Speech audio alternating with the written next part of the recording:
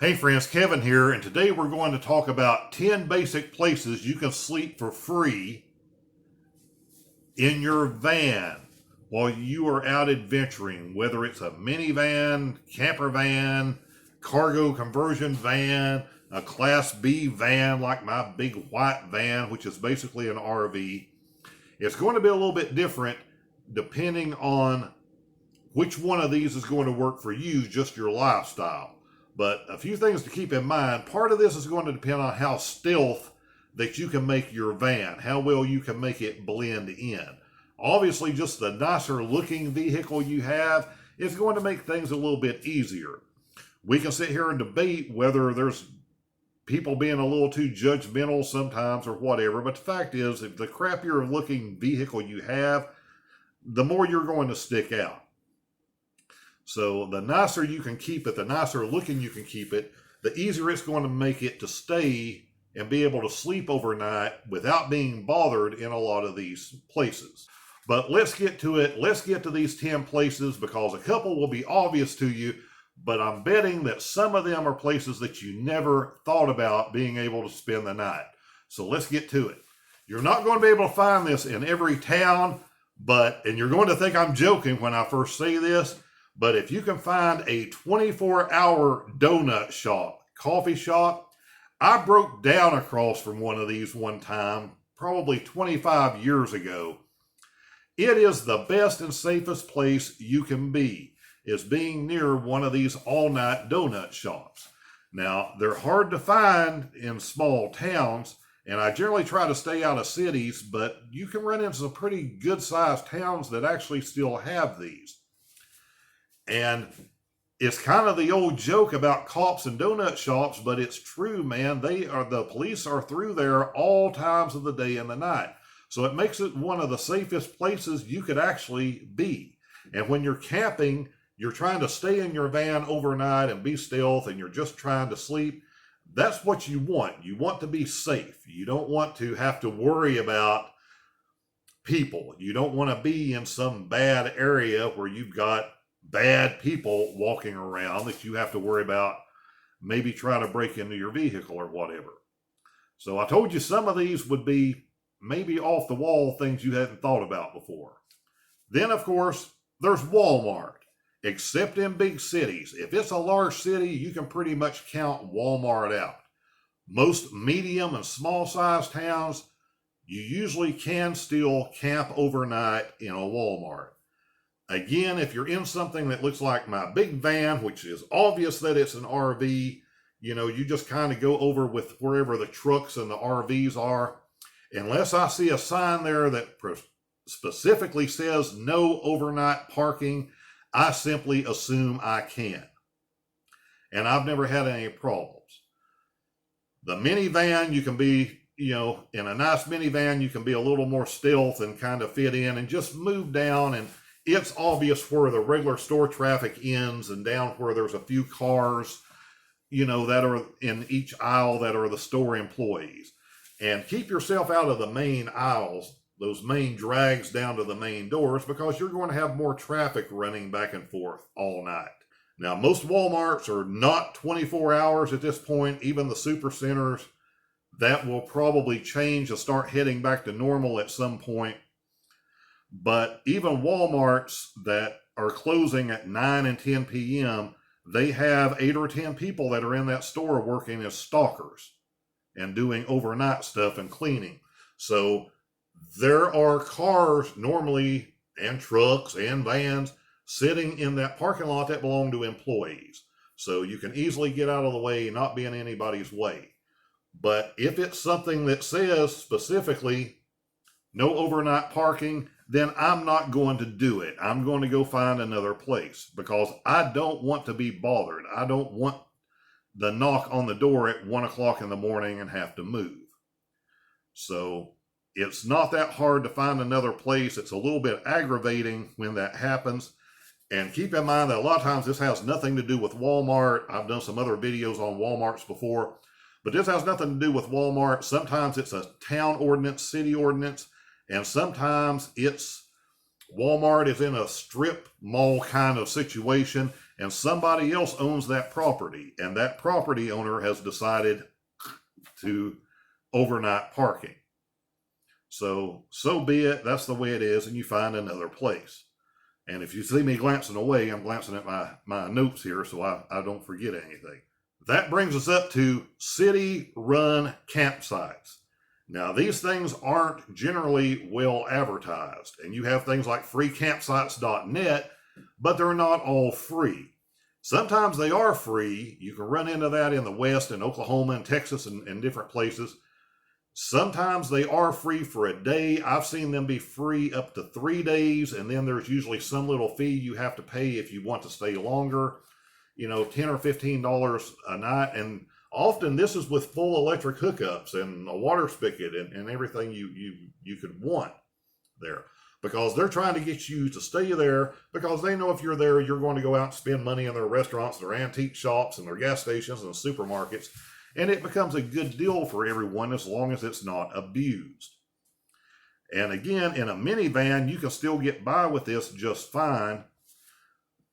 But again, you need to be self-contained. You need to have bathroom facilities in your van, because this may be a small town where you don't have restaurants that you can run into to use the bathroom.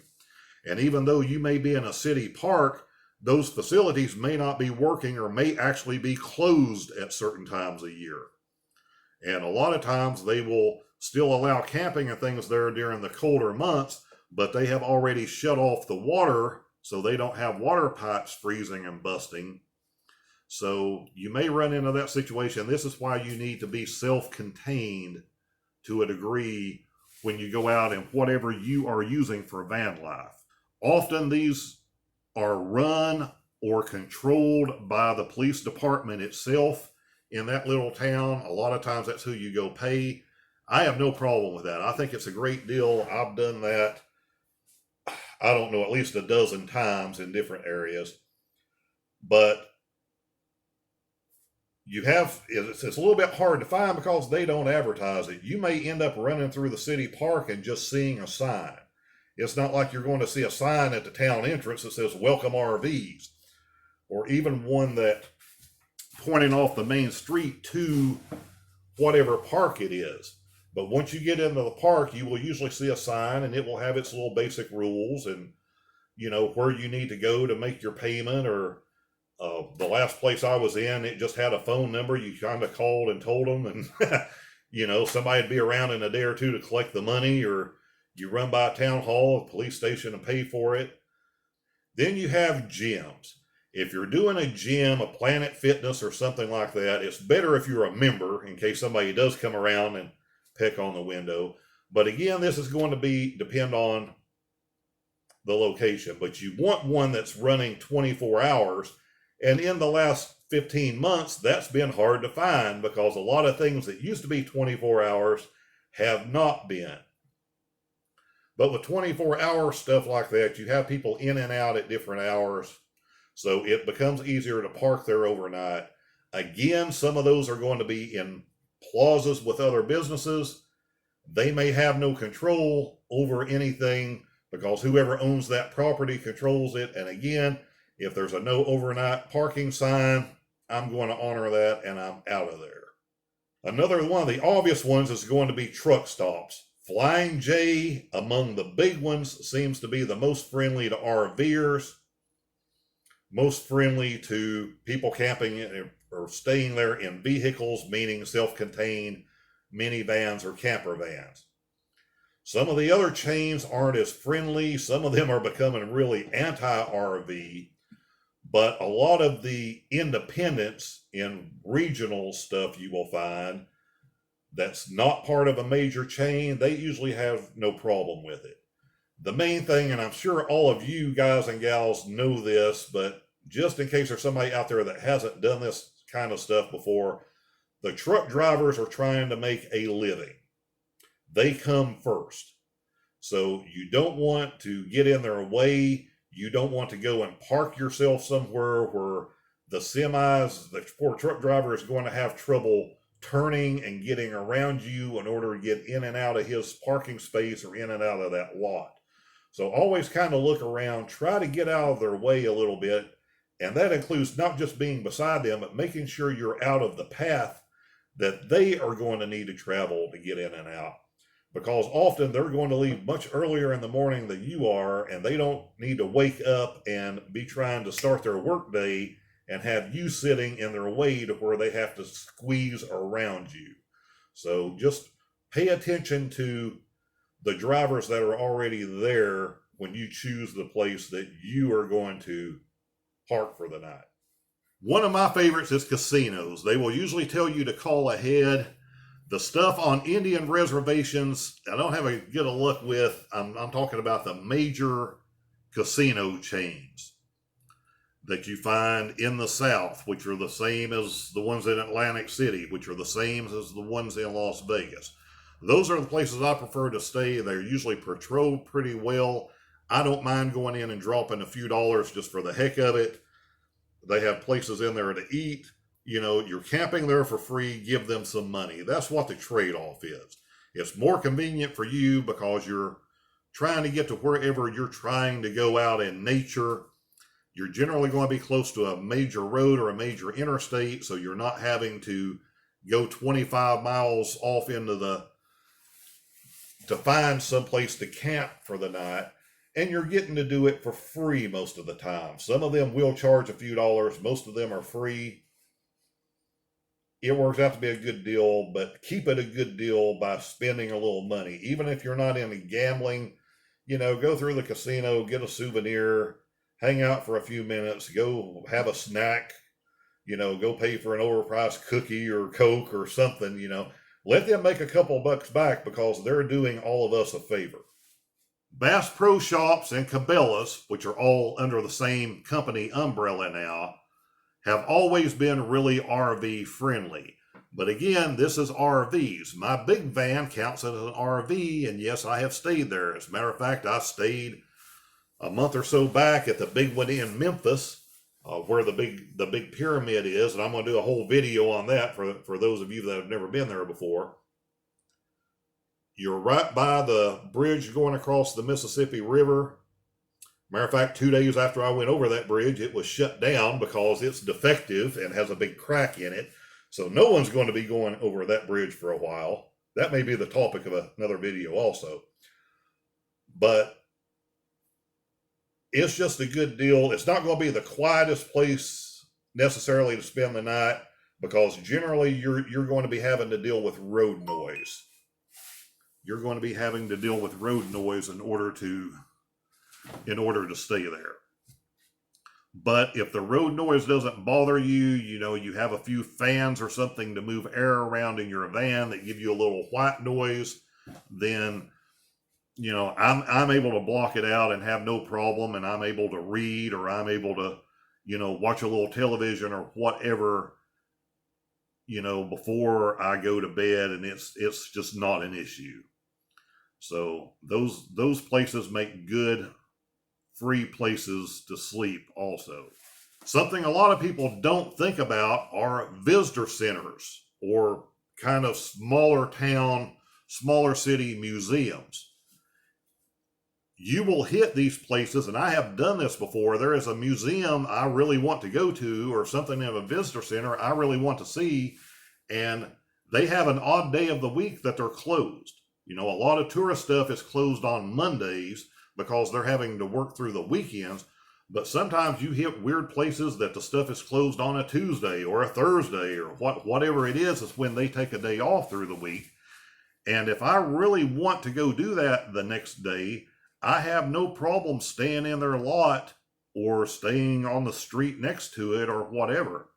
And I've never been bothered doing that. And then an officer comes around, I would have no problem telling him, yeah, I'm staying here because I'm doing that and giving them my money tomorrow. I pulled up here and was going to do it today. They're closed, so I'm going to do it tomorrow. End of story. You know, unless they have, again, some ordinance that they don't allow anyone sleeping in a vehicle in their town, it shouldn't be an issue. Cracker Barrel restaurants.